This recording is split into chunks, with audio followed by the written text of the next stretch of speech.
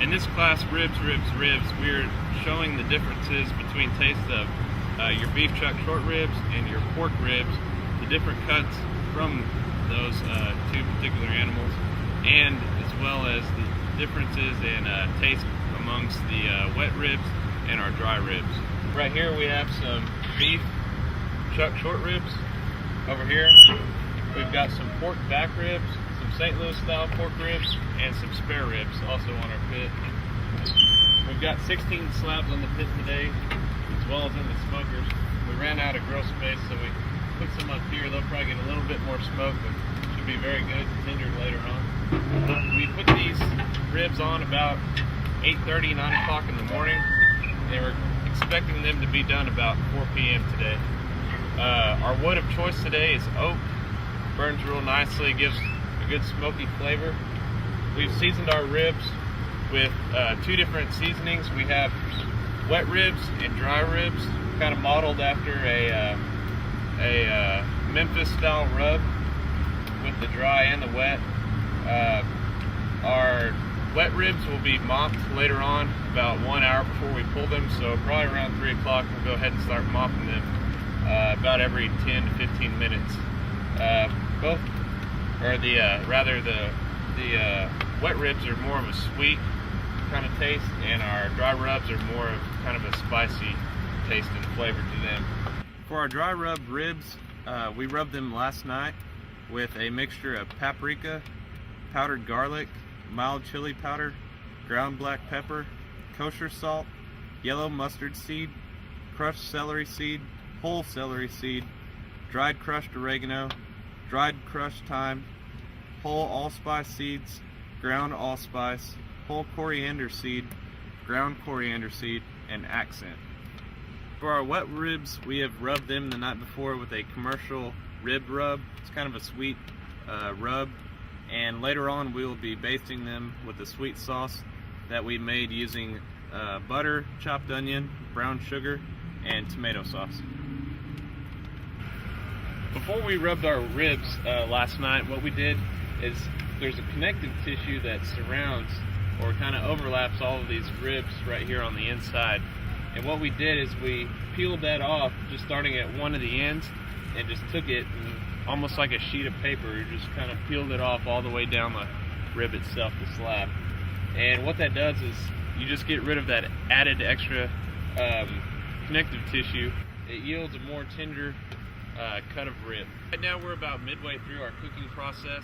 We're about on the 4th or 5th hour that the ribs have been on the pit itself. The reason we cook these ribs so long at such a low temperature is we want them to be very tender. That way whenever we slice them, they're almost just falling right off the bone. And they may become a little bit more dry, but what you can do to kind of counteract that is after they've been on the pit for a while, you can go ahead and wrap them in full, try to retain some of that moisture, and you'll still have tender but juicy ribs. The longer you cook any piece of meat, and at low temperatures, moist cookery methods especially, you break down a lot of that collagen into gelatin, and collagen is what makes up most of the connective tissue.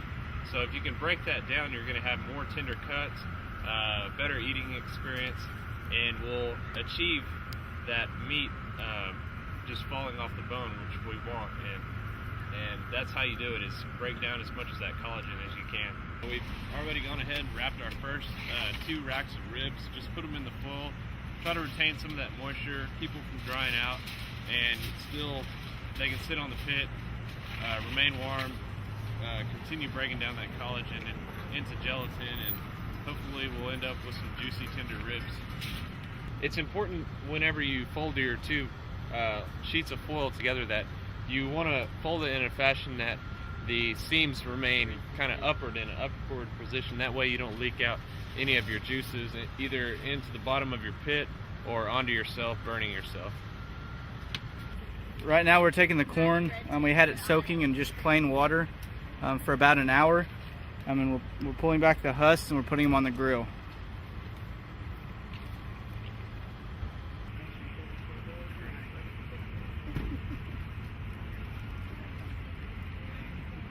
The objective of today's class was to characterize the different types of rubs on different cuts of meat, both from pork and from beef.